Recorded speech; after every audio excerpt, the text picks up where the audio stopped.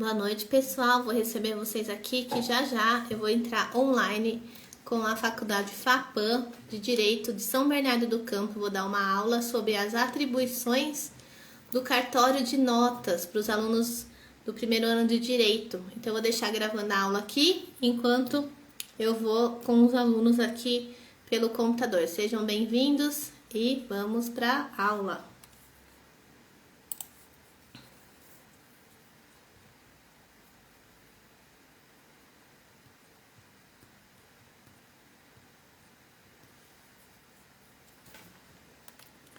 Nós vamos falar sobre as atribuições do tabelião de notas.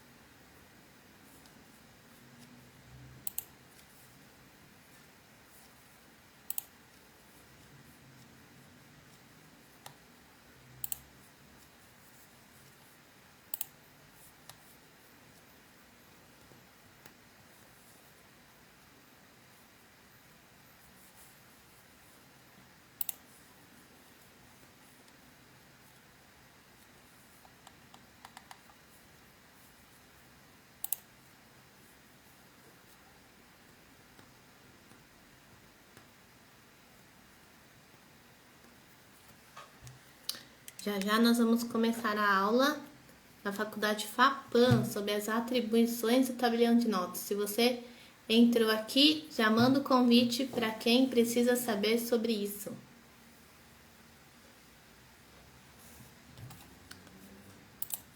Boa noite, pessoal.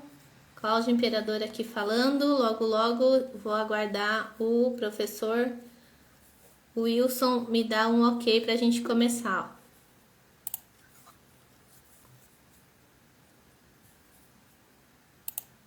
Boa noite a todos. Boa noite, doutora Cláudia. Muito bom. Boa noite, professor. Que bom vê-la aqui. Boa noite, obrigado pelo convite mais uma vez. Muito bom. Professor, eu queria fazer um teste aqui. Se eu abrir uma outra tela aqui do Word, se a minha imagem para de funcionar. Veja bem, ó. Ela continua? Continua funcionando. Normal, né?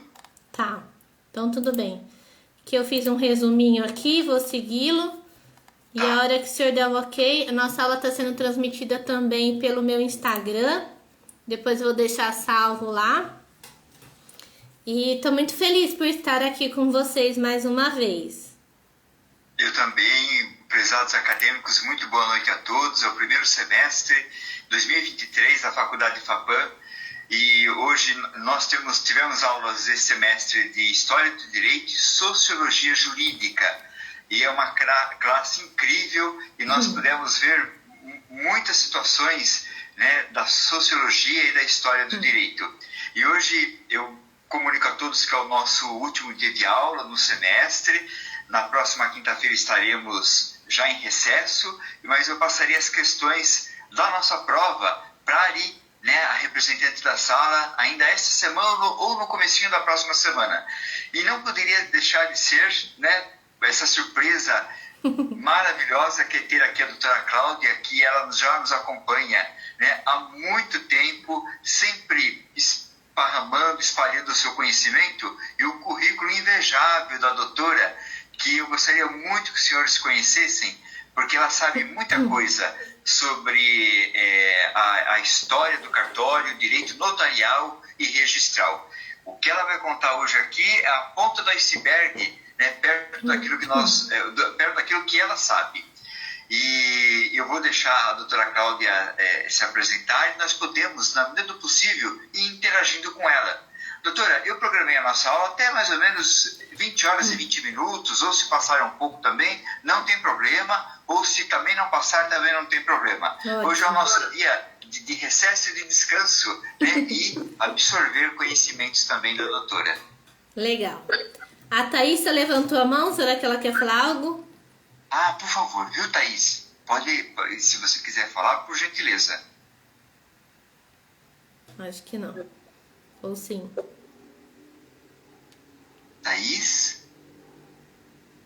Acho que não. Bom, professor, mais uma vez, né, queria agradecer o convite. É sempre uma honra participar das aulas aqui com vocês. Eu tomei a liberdade de transmitir a nossa aula pelo Instagram para outras pessoas também terem acesso, né? Compartilhei nosso link aqui no grupo. Temos aqui um convidado que está lá no meu grupo, o Dr. Marcos Vinícius de Andrade, advogado aqui de Bauru. Queria que o senhor conhecesse ele. Obrigado, Marcos, por estar aqui. Hoje eu estive no escritório dele. Vamos firmar novas parcerias. Também atuante aí. Obrigado pelo convite. Legal que você está aqui. Marcos, prazer. Esse é professor Wilson Marcos, é lá da Faculdade FAPAN de São Bernardo. E o Marcos também conheci aqui em Bauru há pouco tempo, mas já estamos com vários projetos aí em andamento. Bom, podemos começar então? Por gentileza, doutora. Novamente, um prazer ter o Dr. Marcos aqui e todos os acadêmicos na noite de hoje. Um grande prazer. Legal. Deixa eu só mandar um convitinho aqui pro pessoal que tá no Insta. Por favor, doutora. Bom, vamos lá. Meu nome é Cláudio Imperador Fabiano, né? O pessoal me chama mais de Cláudio Imperador. Eu também divulgo meus trabalhos assim. Eu sou formada em Direito desde 2007 pela Faculdade de Direito aqui de Bauru, Instituição Toledo de Ensino. Em 2008 eu passei na OAB e, por força do destino, caí de paraquedas no cartório de notas, né, por indicação para trabalhar como escrevente. Trabalhei de 2008 a 2012 no cartório de São Caetano do Sul. Depois trabalhei um tempo no cartório de Santo André, no 2º de notas. Em São Caetano foi no 4º de notas. Depois, em 2013, decidi ativar a minha OAB e fui trabalhar como empreendedora na área da saúde e nutrição, né? Quem conhece a Herbalife sabe que já trabalhei com isso. Trabalhei então até 2020, quando veio a pandemia. Tive a oportunidade de voltar a trabalhar no cartório, no Riacho Grande, distrito de São Bernardo do Campo, onde eu tive o privilégio de conhecer o professor Wilson, através de uma live que nós fizemos na UAB de São Bernardo do Campo.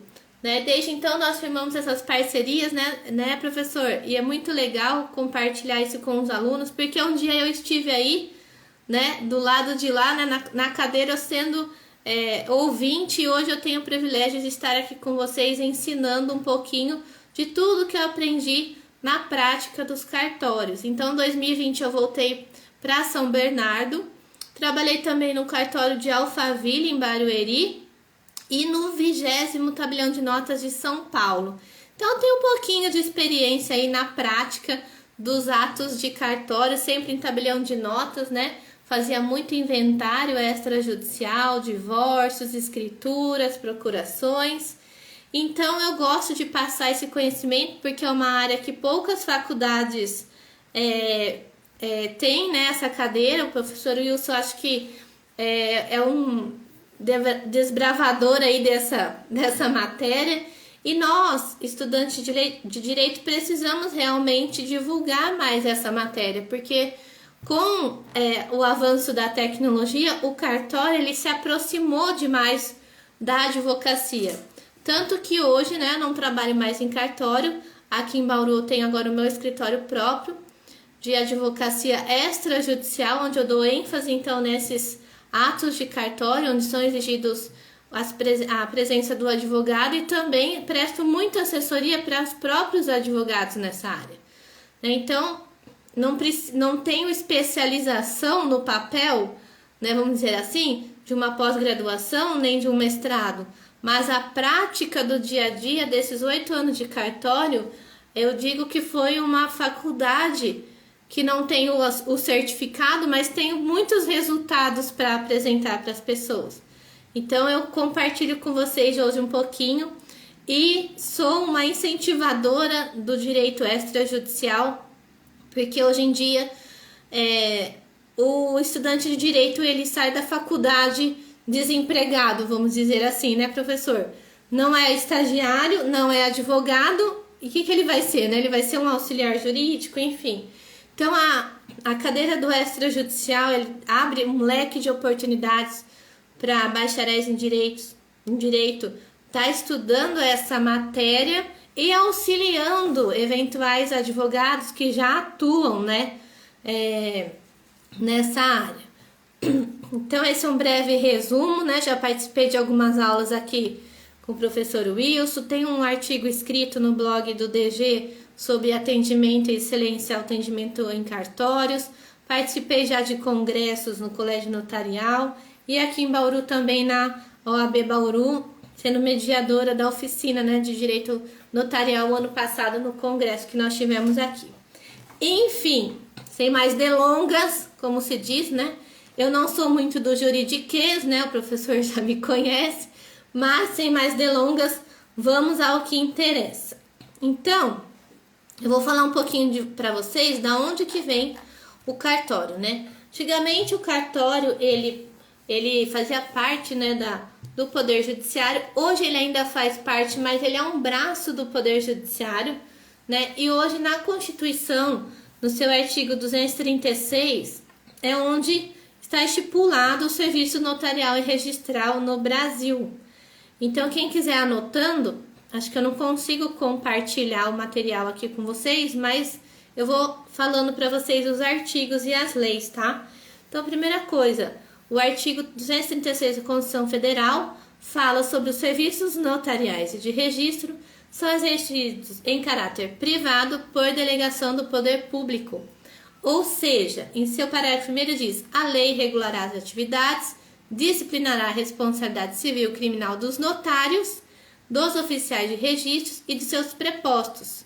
No artigo 2º, no parágrafo 2º, diz que a lei federal vai estipular normas gerais de fixação de emolumentos, que são as custas que a gente paga lá no cartório. E o ingresso na atividade notarial e registral vai depender de concurso público de provas e títulos, não se permitindo que qualquer serventia fique vaga sem abertura de concurso público ou de remoção por mais de 6 meses. Na prática, é muito difícil, professor, esse prazo de 6 meses ser cumprido, porque um trâmite de um concurso público, a gente sabe que é demorado, e o concurso público para cartório, ele tem a primeira fase objetiva, a dissertativa, a oral e a de entrevista pessoal. E isso não leva menos de 1 ano, né? A gente está em São Paulo desde o ano passado, se eu não me engano, março ou abril, que foi o começo do concurso, 12º concurso aqui do estado de São Paulo, e ele ainda está em trâmite, indo para a fase oral agora, você vê, já passou de 1 ano. Então, esse prazo é um pouco difícil de ser cumprido, mas cumpre-se. E dentro daí tem estados que demoram até 5, 6 anos para terminar um concurso, certo? Então, o que o cartório faz? Ele dá um suporte para o Poder Judiciário nessa regularização dos atos da vida civil, né? E tem algumas diferenciações. O pessoal acha que cartório é uma coisa só, vou no cartório. Mas para cada ato existe um tipo de cartório.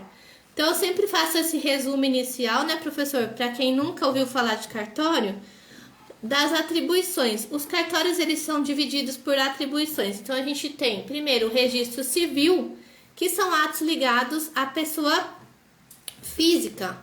Então, nascimento se registra no registro civil, casamento, óbito, a emancipação, tudo que é relacionado à pessoa é no registro civil, certo? Então, quem está querendo casar já sabe que é no registro civil que tem que ir. Depois, o tabelião de notas, ele é o cartório que é atribuído a ele colocar no papel a vontade das partes. Então, tudo que você tem que fazer entre 2 ou mais pessoas, geralmente contratos, né? Então, venda e compra, e o inventário, procuração, tudo que é vontade das partes, você vai no cartório de notas. Depois a gente tem o registro de imóveis, que eu falo que é o registro civil dos imóveis, né? Mas tudo que é relacionado aos imóveis vai ser registrado lá no registro de imóveis. Então, onde que o terreno tá fixado, qual a metragem do terreno, quem comprou, quem vendeu, enfim, se tem penhora, se não tem, tudo dentro do registro de imóveis, certo? No registro de imóveis também são registrados os pactos antinupciais, né? Aqueles que escolhem um regime de bens diferenciado do normal, que hoje é o vigente, é a comunhão parcial de bens. Então, quem escolhe casar pela universal ou separação total de bens tem que fazer um pacto antinupcial lá no cartório de notas e depois registrar no registro de imóveis. O que mais? Depois temos o cartório de protestos, né? Que é aquele dedo duro, né? Que é o que fala para todo mundo quem está devendo. Então, o cartório de protesto, geralmente em cidades pequenas, tabelião de notas é em conjunto com o de protestos. Em cidades maiores, eles são geralmente separados.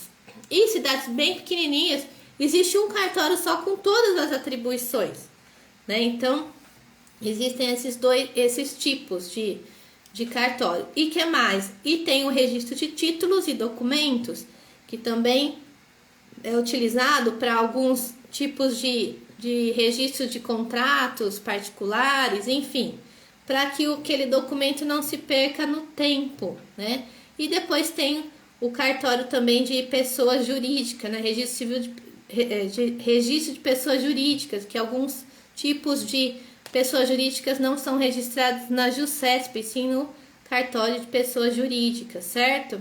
E hoje, né, como eu tenho toda essa experiência aí no Notas, o professor Wilson me deu essa atribuição, né, para falar um pouquinho para vocês quais são os atos que a gente faz no cartório de notas. Então, depois da Constituição, a lei federal que regula a atribuição dos cartórios é a Lei 8935, ok? Ela tá bem aqui escrito, ó, regulamento artigo 236 da Constituição Federal, dispondo sobre os serviços notariais e de registro. Professor, tá me ouvindo direitinho? Tá, né? Ok, então continuando. Deixa eu só abrir aqui o documento. E aí, o que fala nessa lei? No seu artigo 5º, ele vai falar dos notários e registradores.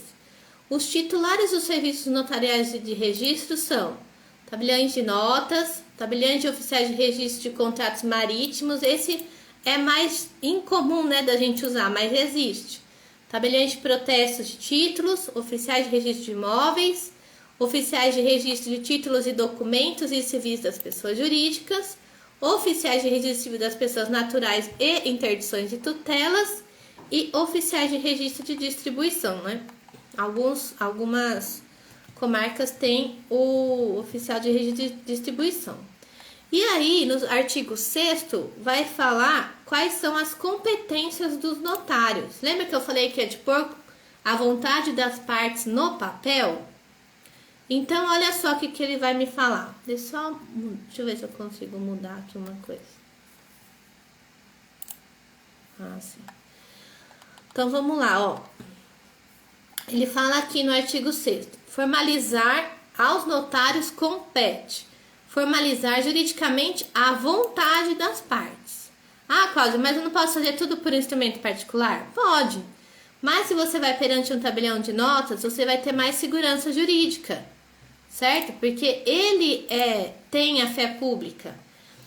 O que mais? Intervir nos atos e negócios jurídicos que as partes devam ou queiram dar forma legal ou autenticidade, autorizando a redação ou redigindo os instrumentos adequados. Então, ele vai saber de uma forma mais formal como que deve ser redigido os documentos, conservando originais, expedindo cópias fidedignas de seu conteúdo, e autenticar fatos, que no caso seria através das atas notariais. No artigo 7º, existe assim: os tabeliões de notas aos tabeliões de notas compete exclusivamente, com exclusividade. Lembrando aqui, o professor, que não é tabeliãos, né? Tem gente que fala tabeliãos, tabeliães mesmo, tá? Até o doutor Arthur, né, frisa muito isso. Primeiro, lavrar escrituras e procurações públicas. Lavrar testamentos públicos, aprovar os cerrados, lavrar atas notariais, reconhecer firmas e autenticar cópias. Cláudia, o cartório de notas, ele tem territorialidade, ou seja, se eu estou na comarca de Bauru e preciso realizar um documento, eu tenho que utilizar necessariamente o tabelião de notas de Bauru? Não, porque o tabelião de notas é a mesma coisa que o advogado. Ele é de confiança da parte. Então, o que vai acontecer?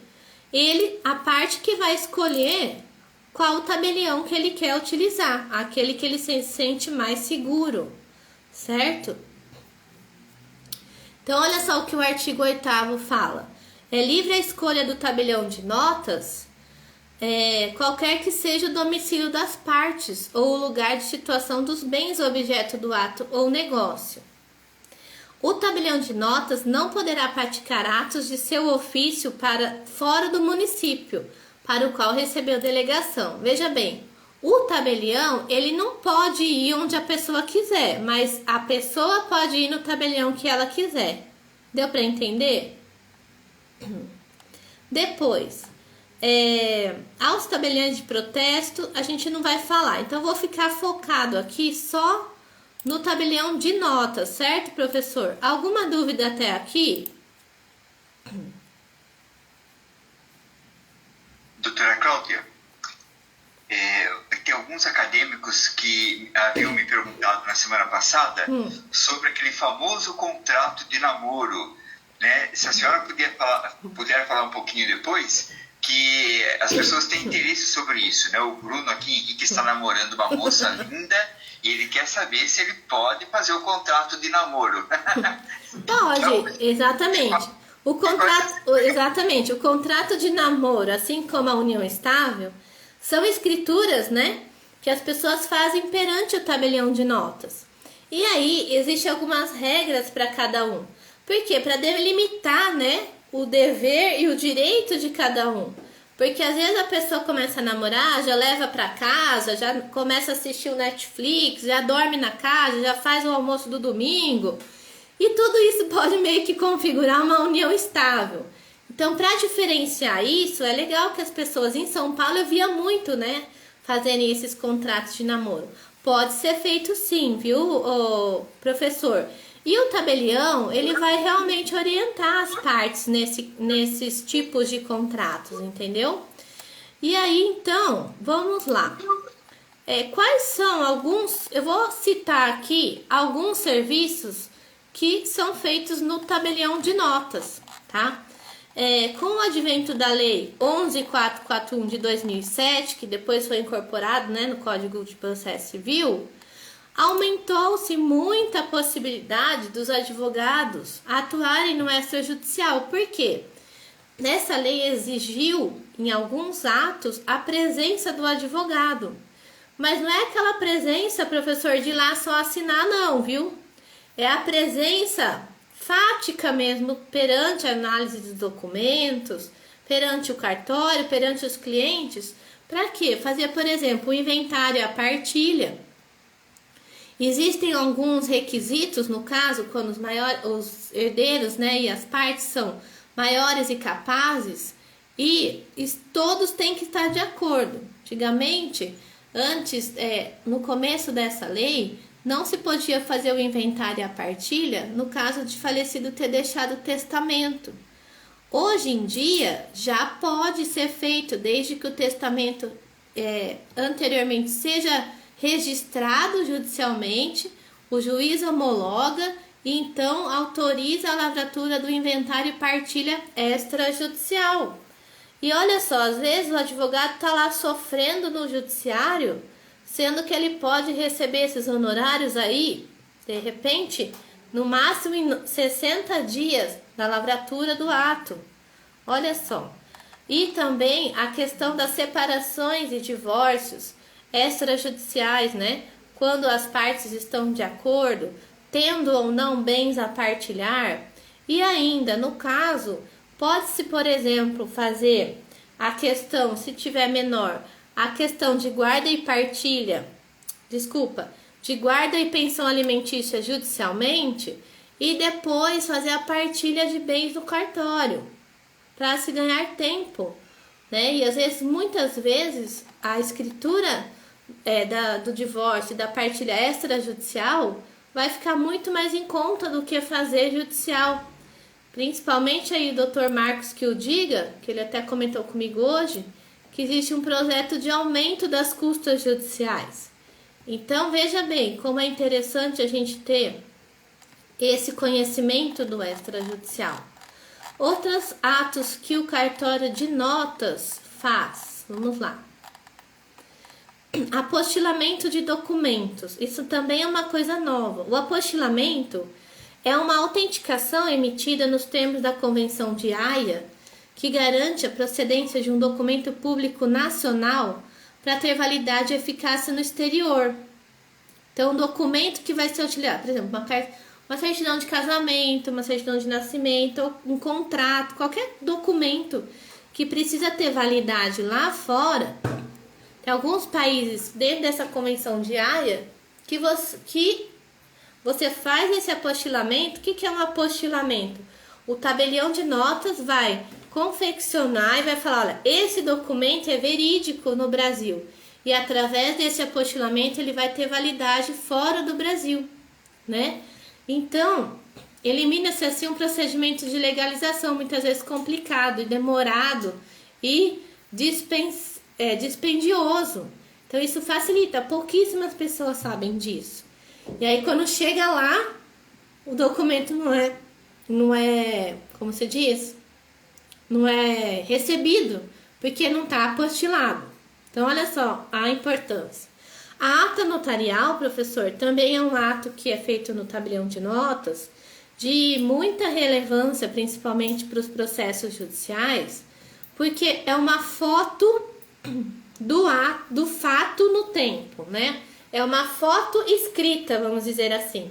Eu, quando era escrevente, fiz muita ata notarial de constatação, por exemplo, de imóvel abandonado, de retirada de lixo em hospital que o órgão responsável não fez, de ata notarial de constatação de rede social, para comprovar, por exemplo, que o pai que deve alimentos está tendo lá um estilo de vida incompatível com aquela prestação de alimentos que ele faz lá no processo, né? De separação, enfim, de divórcio, na fixação de alimentos. Então, para que serve a ata notarial? Para provar qualquer fato. Só que a pessoa que requer a ata notarial, ela tem que ir no tabelião e fazer um requerimento para falar, olha, eu preciso que você me acompanhe numa obra ou no recebimento de uma mercadoria e faça a constatação de como está sendo feito aquilo. Então, a gente tira foto. Eu também já fiz degravação de áudio, de conversa de WhatsApp. Ah, mas Cláudia, conversa do WhatsApp eu posso printar a tela?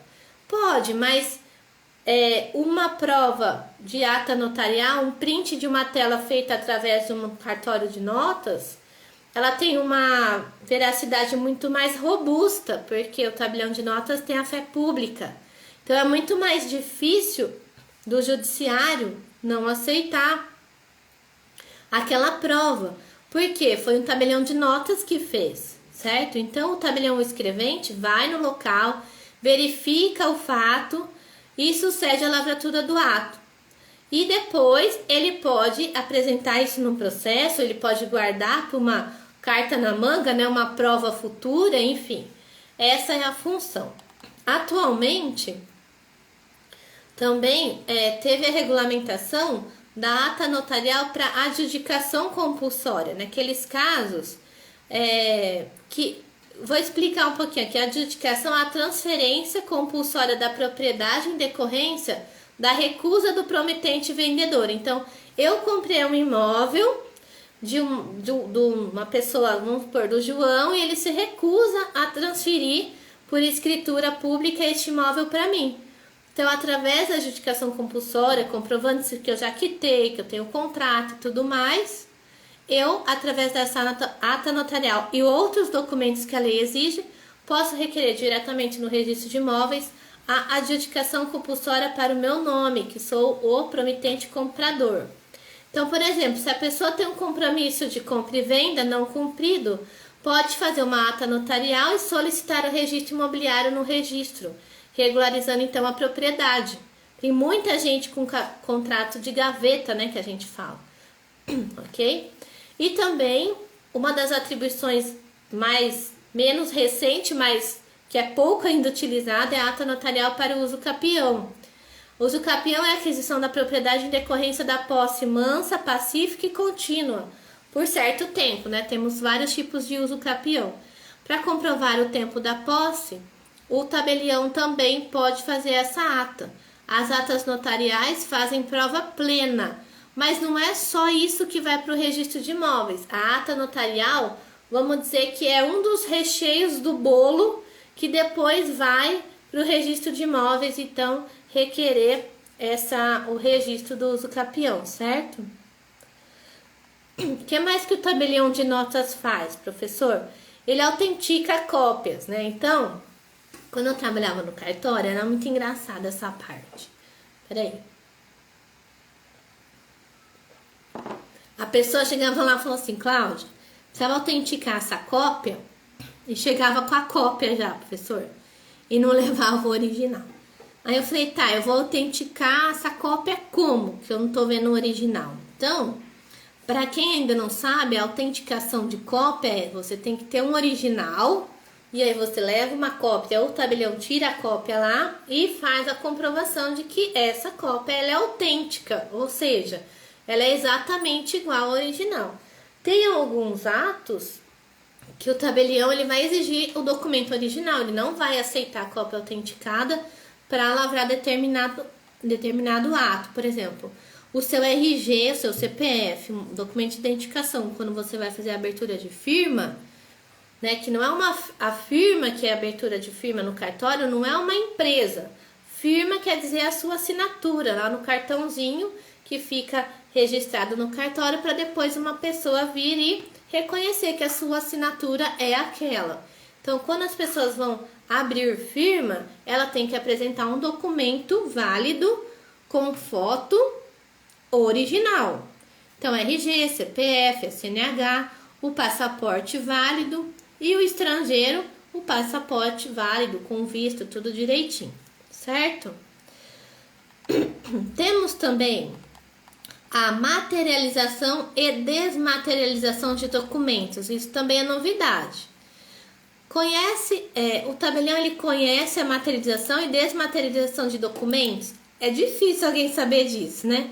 Você pode gerar os documentos eletrônicos em papel, materialização, ou seja, cópia em papel autenticado, ou gerar seus documentos em papel em documentos eletrônicos, que é a desmaterialização, ou seja, cópia eletrônica autenticada. Hoje, professor, através da plataforma do e-notariado, já se pode tirar cópia também autenticada de documentos eletrônicos, assim como assinar atos notariais eletronicamente e reconhecer firma eletronicamente. Como assim, Cláudia? Como assim reconhecer firma? Não vou mais lá pegar fila no cartório, senha, né? Só um minutinho, professor.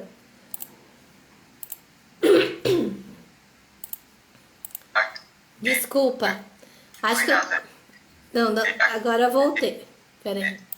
Doutora Cláudia, um minuto. Acadêmicos, está dando para ouvir, está tudo bem? O Kennedy, ele escreveu aqui que a transmissão estava um pouquinho ruim, né? E eu só queria consultá-lo se está tudo bem, porque a doutora Cláudia está falando assim numa linguagem muito gostosa e simples, porque esse assunto que ela está nos trazendo, nós vamos ver todo esse assunto no decorrer dos 10 semestres.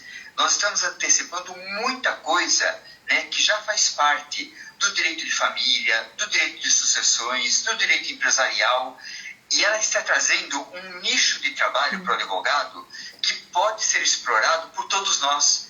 Eu ganho dinheiro hoje com o que a doutora Cláudia está falando, né, fazendo muitas coisas nos cartórios. Então, de repente, o que parece dificuldade para alguns advogados, nós acabamos encontrando facilidades no mundo notarial e registral. Exatamente. Então, não se incomodem, né, por estarmos no primeiro semestre, pelo fato da doutora Cláudia estar trazendo uma linguagem nova e acessível. Eu já conversei com notariais que você não entende uma vírgula do que ele fala, porque como ele transmite. E a doutora Cláudia fala de uma forma tão gostosa que fica simples até para mim que trabalho na área. Então eu queria consultá-los, viu? O Bruno, o Alessandro, está tudo bem, né? E que a doutora Cláudia está fazendo assim coisas maravilhosas, né? E para incentivá-los a continuarem na área do direito. Sim. Os meninos falaram que estava travando. Aqui para mim tá normal, professor. Para mim também, né? O Kennedy levantou essa questão, mas só o Kennedy, né? Às vezes você pode, às vezes, estar com um sinal muito fraco, às vezes saindo e entrando novamente e volta ao normal, né?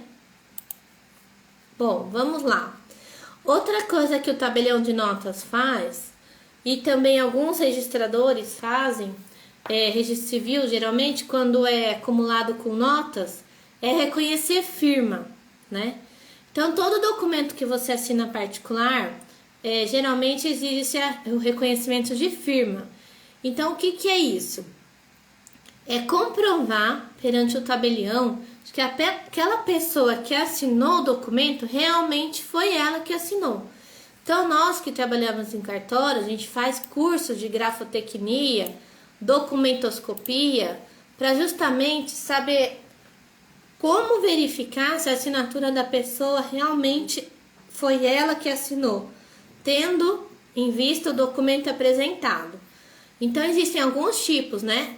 O reconhecimento de firma por semelhança, que é aquele que qualquer pessoa leva o documento no cartório e o tabelião, o escrevente, vai pegar a ficha que tem arquivado lá e vai comparar por esses meios que a gente aprende no curso de documentoscopia e de grafotecnia, se por semelhança aquela assinatura bate, vamos dizer assim. E aí ele reconhece, por semelhança. Outro tipo é o reconhecimento de firma por autenticidade, que é aquela, geralmente, quando as pessoas compram carro, que ela tem que fazer o reconhecimento de firma na presença do tabelião, para reconhecer a autenticidade na hora que está assinando. O tabelião vai verificar que foi aquela pessoa que apresentou o documento, que foi ela mesma que assinou, certo? Essas são as diferenças. Só um minutinho.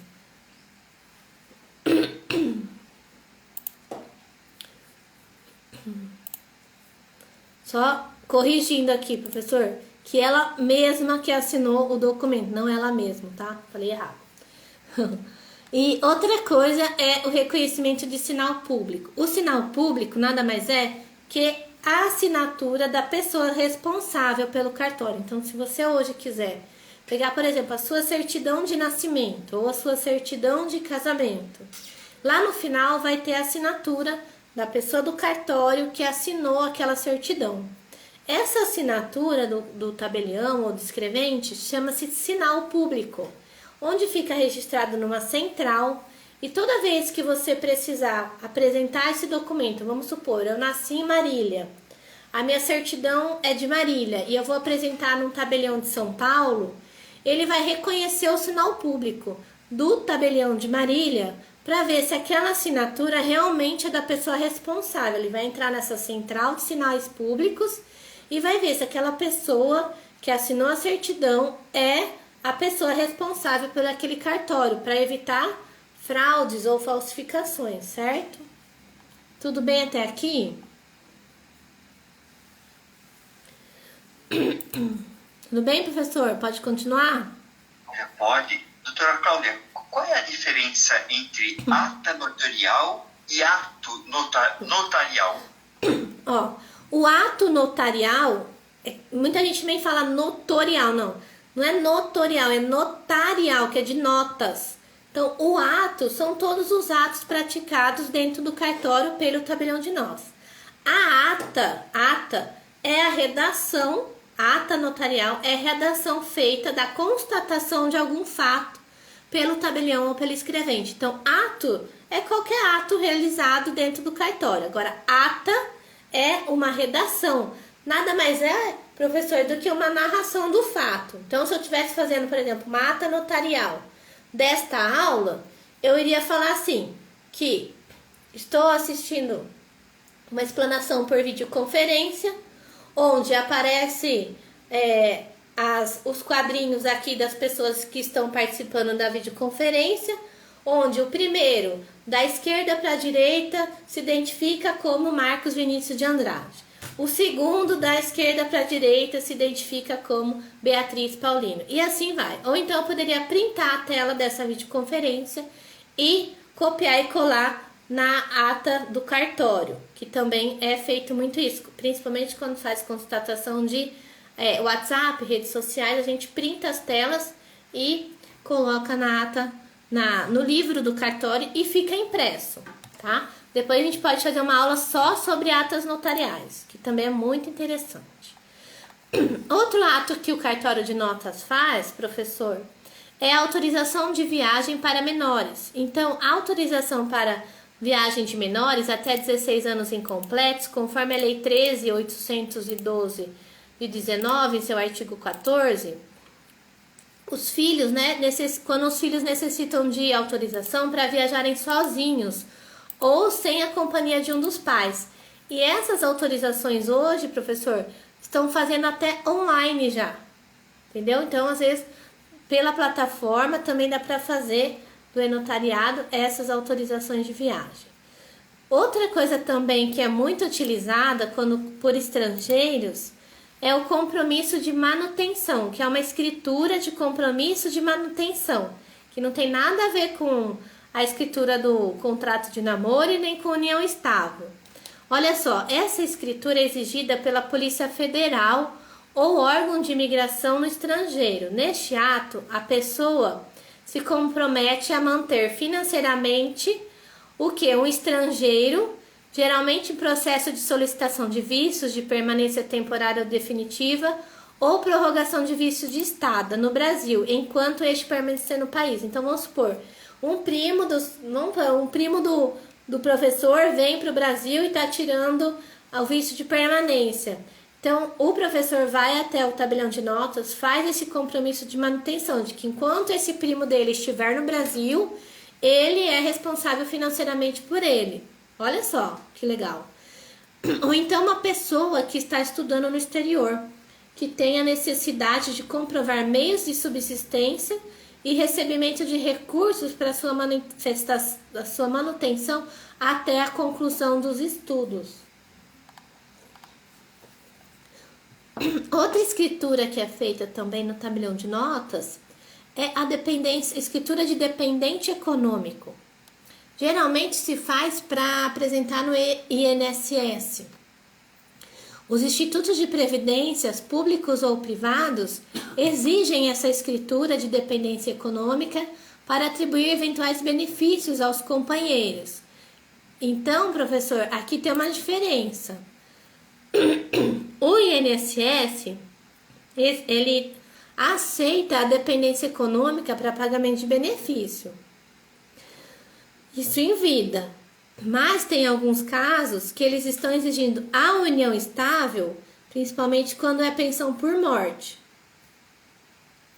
Alguém me corrija se eu estiver errado. Então, a dependência econômica para receber benefício no INSS, ok.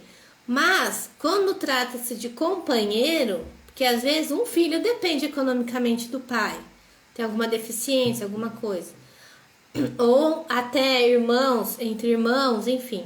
Mas a declaração de dependente econômica é diferente da de união estável. O que eu via muito? A declaração de união estável, na tabela de emolumentos, professor, ela é um pouco mais cara. Ela está próxima de uns R$600.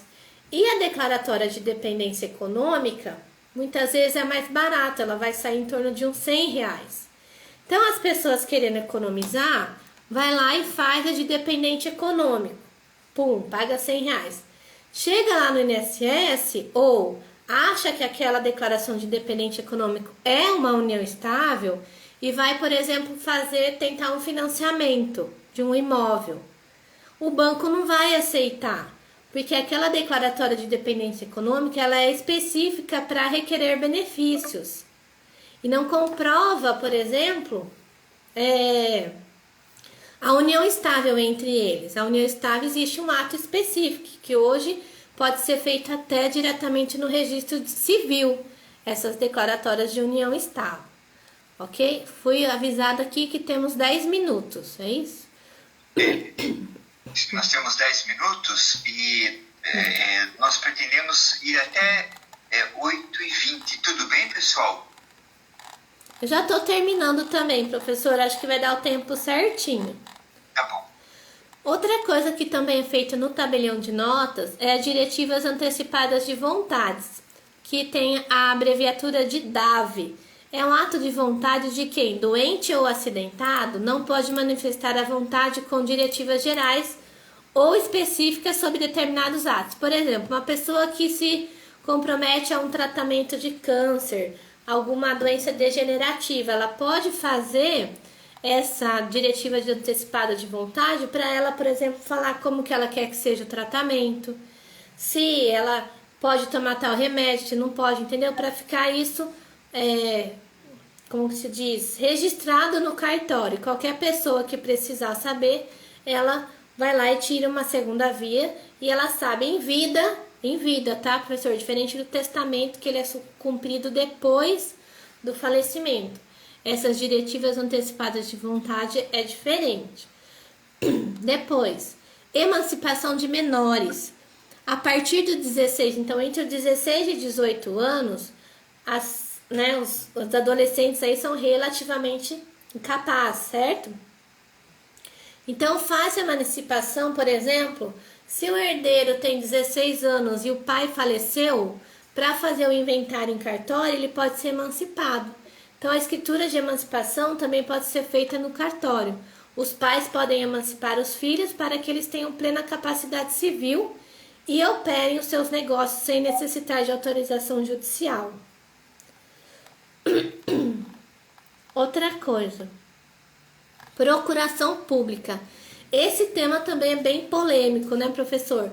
Daria uma aula aqui, várias aulas sobre procuração. Então, o que é a procuração? Muitas vezes as pessoas fazem a procuração pública para quê? Vamos supor, eu preciso comparecer numa audiência tal dia, só que nesse dia eu já tinha uma viagem marcada e não posso desmarcar. Então, eu vou no cartório, faço uma procuração pública para que alguém me represente naquela audiência, ou me represente perante um banco, ou me represente perante um contrato que eu vou assinar, ou até mesmo uma escritura, um inventário, enfim. É um ato onde eu outorgo poderes para uma pessoa fazer por mim, sem anular a minha atitude. Então, eu posso fazer além dele, ele pode fazer por mim. Esse ato ele pode ser revogado a qualquer momento e a procuração pública ela também pode ter validade. Você pode colocar a validade de 1 ano, 6 meses, 3 meses, enfim. E a pessoa só vai atuar por você dentro daquele prazo, tudo bem? Nas normas da corregedoria, por exemplo, para idoso, exige que pelo menos máximo de 1 ano. Porque o idoso, né, tem sofrido muitas fraudes, né, por outras pessoas, para evitar realmente essa questão de fraude. No cartório de notas também, professor, pode ser feito o reconhecimento de paternidade, que é feito por escritura pública. É o ato pelo qual o pai reconhece que determinada pessoa é seu filho biológico, diferente do reconhecimento da paternidade socioafetiva, que tem outro procedimento, certo? No cartório de notas também é feito o testamento. O testamento, ninguém gosta de falar de morte, né? Porque a gente sabe que a morte vai acontecer com todo mundo, mas ninguém gosta de falar sobre isso. Porém, o testamento, ele é um ato de amor e precaução indispensável para proteger as pessoas que você ama. Olha só que meigo, né? Que a gente fala. Por quê? Às vezes a pessoa tem patrimônio e não tem herdeiros necessários. Então ela pode, por testamento público, por exemplo, deixar aquele patrimônio para uma pessoa querida. Ou então ela pode, através do testamento público, reconhecer um filho. Ela pode colocar no testamento vontades que ela quer que seja feita após o falecimento dela. Então o testamenteiro ele vai ficar responsável por cumprir essas exigências do testador. Isso também é feito pelo tabelião de notas e é o ato mais solene do tabelião de notas. Ele tem que ser feito perante o tabelião, faça uma prévia, como se diz, entrevista com o testador para se analisar os motivos e o tabelião vai falar se realmente ele está apto ou se aquela vontade está dentro da lei, enfim. E o testamento, quem fica sabendo do testamento? A pessoa que faz e o testamenteiro. É um ato que, apesar de ser feito em cartório, ele não tem publicidade. Ele só pode ser requerido uma segunda via pela pessoa que fez ou por qualquer outra pessoa após a morte. Então, quando você vai requerer uma certidão de testamento no cartório, você tem que apresentar o óbito da pessoa. Olha só que interessante. Não é todo mundo que tem acesso. Enquanto ela estiver viva, não. A gente vê muito isso nas novelas, né? A pessoa fala, e aí vem aquele tadã, vem um testamento, né? Do presente daquele falecido, né? Que deixou parte do seu bem para fulana de tal. Enfim. Também fazemos a união estável, que agora também pode ser feito no registro civil, né? Através da lei que foi promulgada em 2022. Mas a união estável, ela também é um ato declaratório entre as partes, porém as partes têm que estar em conjunto. Eu não posso ir lá sozinha, por exemplo, declarar que eu tenho uma união estável com Silvio Santos, por exemplo, né? Ou sei lá, com quem for. E então a outra parte é um ato de dupla vontade. Assim como a dissolução da união estável, né? Existem alguns casos aí que fala-se da dissolução unilateral, mas é meio complicada essa parte. Uma outra aula a gente fala sobre isso. Também pode ser feito agora a parte patrimonial. Vamos falar dos bens imóveis.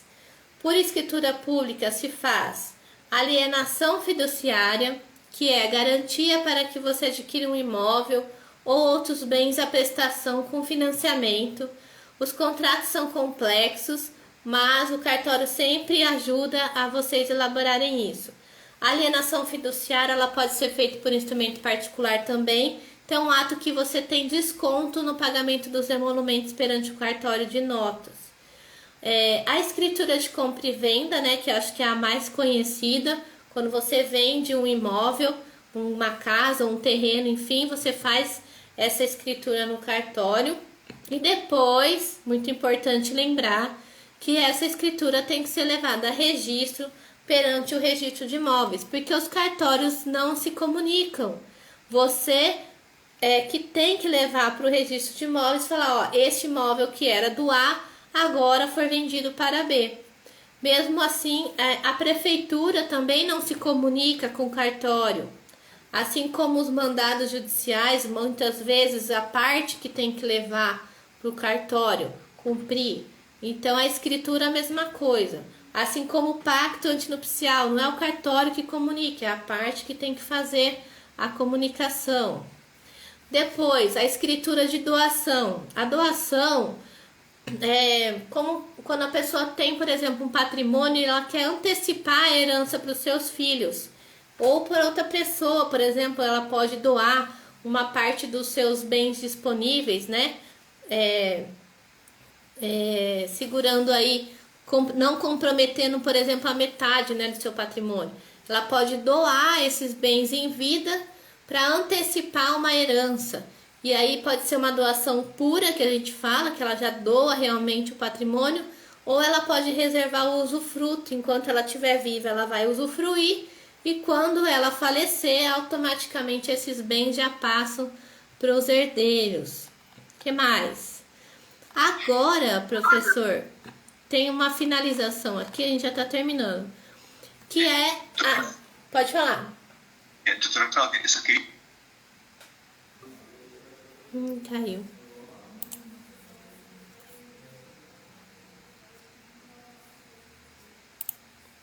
Acho que caiu o link deles. E aí, pessoal, vocês gostaram da aula? Essa é a aula que eu fui convidada para participar lá da Faculdade FAPAM para os alunos de Direito do primeiro ano. Então, sempre que eu for convidada, eu vou compartilhar aqui com vocês. E vou encerrar aqui porque a aula aqui no Meeting caiu. Mas fiquem atentos que logo nós teremos novas aulas. Professor Wilson, você está aqui no Instagram? Depois me dá um alô aqui pelo WhatsApp se a gente vai continuar a aula ou não. Um beijo no coração de todos e até a próxima.